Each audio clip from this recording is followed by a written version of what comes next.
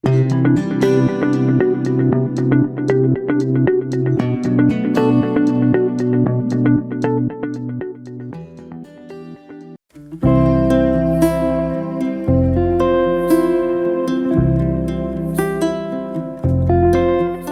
啡因可以快速咁刺激我哋嘅交感神經，等我哋可以喺短時間入邊達到提振精神嘅效果。但係攝取咗過多嘅咖啡因，可能就會容易造成心悸、睡眠質素下降等嘅問題。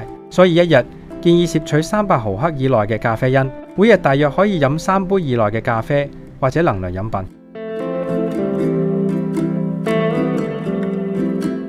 維生素 B 群係負責人體能量代謝嘅關鍵，同時都係幫我哋舒緩情緒，喺身體維持暢順運作最重要嘅營養素之一。而當我哋挨夜、OT、工作量爆燈嗰時，維生素 B 群會係我哋最好嘅朋友。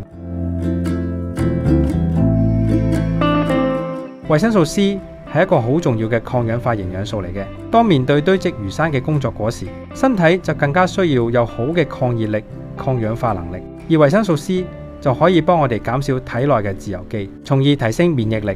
最後有病最好梗係睇醫生啦。